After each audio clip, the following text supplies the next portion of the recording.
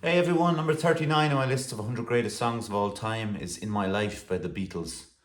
Um, uh, considered one of the greatest songs they've ever written. Uh, it's striking for many reasons, and I probably have too much to say about this song. So I'll try and condense it into a short enough video. There's something sad about, a breakup of any band, but um, someone, as big as the Beatles at the time makes it kind of sadder. But what makes it sadder again is the fact that the two main songwriters fell out for a short period of time. It kind of carried on through the 60s, or sorry, through the 70s, and people like to kind of constantly go on about how that was, the case. But they did make up at some point and they hung out a little bit in New York and stuff like that. But there's there's a thing about this song in particular that they disagreed on, and John Lennon was asked in 1977 in an interview about the songs he sang and what he wrote of them, and he would say some he didn't write all of them, and McCartney has a different version in his book, which I didn't really like his book many years from now. I think it was written by Barry Miles. The fact that like he seemed to take back a lot of the authorship of certain songs by Lennon, and Lennon doesn't have a chance to counteract that and say that's not true. But this one in particular was interesting because he said Lennon wrote all the lyrics to it and then he wrote the melody and the chords changes and stuff, which seems very unlikely because it suggests that Lennon wrote it as a poem or something, like the. Whereas Lennon would, his process of songwriting, I would imagine, is that he sits down and writes songs, and he maybe had the chord progressions, and I have no doubt that Paul McCartney helped with melody because he is the king of melody as far as I'm concerned, Paul McCartney. Um, what is incredible about the lyrics is that John Lennon wrote this at the age of 25, and how it seems to come from a person who's in his 80s looking back on the life he had, and maybe he's just about ready to check out, and he's reminiscing. I'll read the lyrics before I get into the music part of it. This song is a masterpiece from start to finish, but there are places I'll remember all my life, though some have changed, some forever, not for better, some have gone and some remain.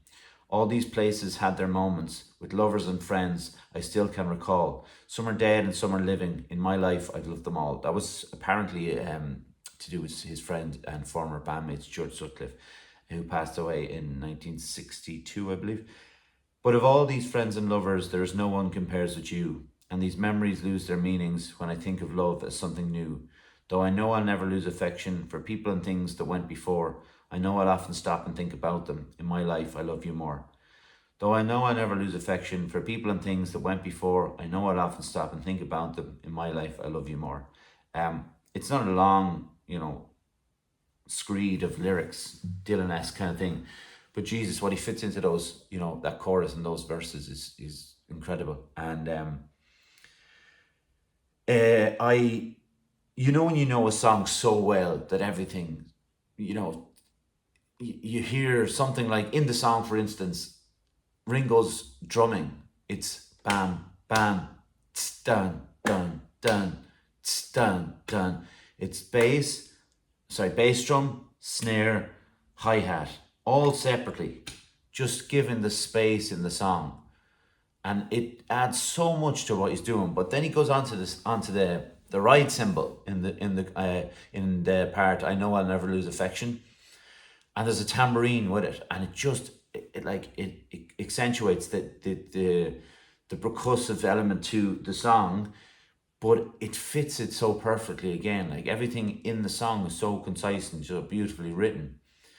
But I knew it as it was for many, many years. And the anthology series has its ups and downs. But they released Anthology 4 last year, the year before, and the release Take One of In My Life. And honestly, like, I don't know if anybody else feel, well, I do know people who feel like this about music, but like, I wish everybody did. But he hits this note in it where it's heartbreaking, like because Lennon double tracks all his vocals, but in the some of the anthology stuff, it's just the first take, so there's no double tracking. So it's McCartney with some backing vocals, but it's Lennon's voice on his own, and that's falsetto at the end. Jesus Christ, it gets me every time.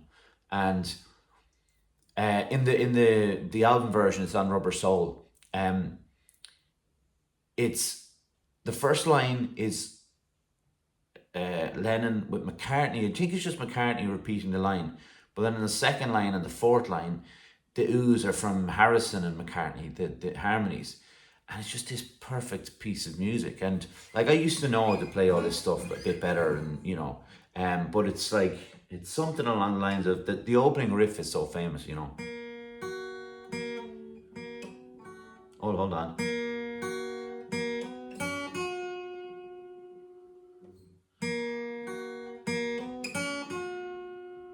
That's all it is. It's like really straightforward, little lick played by George, and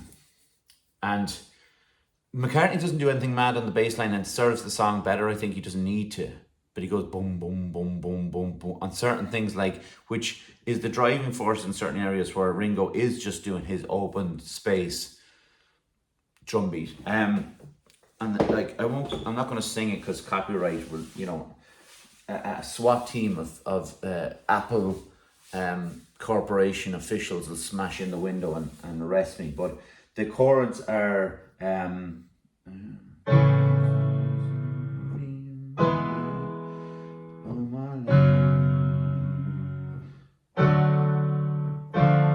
that's it. The D. I'm a sucker for a major to a minor in the same chord. So it goes to D major, then D minor.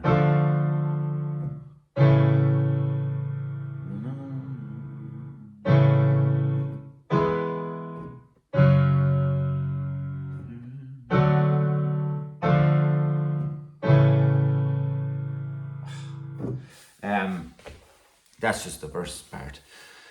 But it just that major to minor, and I've talked about it before. I can't remember what song it was on. And there's something very pleasing about the uplift of the major to the sadness of the minor, and it is like it's a melancholic song. Like, it's about it's about looking back in your life and stuff, even if it's written by a 25-year-old man. But at the same time, it is a celebration in a way. So I understand that the switch between the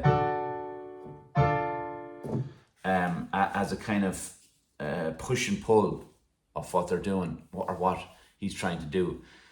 And this song has been voted a number of times as, I think Mojo in 2000 named it the greatest song of all time, and then it's in the top 100 in the Rolling Stones 500 greatest songs of all time. And I know they're just opinions from other, from people who write about music and stuff. And that's, some people would suggest, well, that's not a real, barometer of what's the greatest song of all time. But, it is a somewhat of a barometer of what is the greatest song of all time, considering the amount of people that, write in and talk about these songs. So, I've always thought it was an incredible song, and I'm really happy that I got to hear the Take One version, because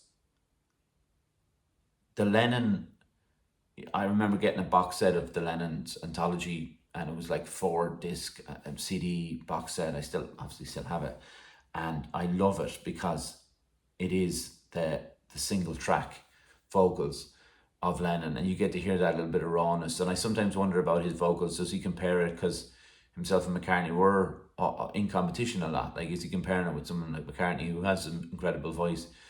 But Lennon's is there's something very emotional in his voice that he can't quite hide, or he can't get away from, even if he wants to. But yeah, anyway, in my life. Thank you very much.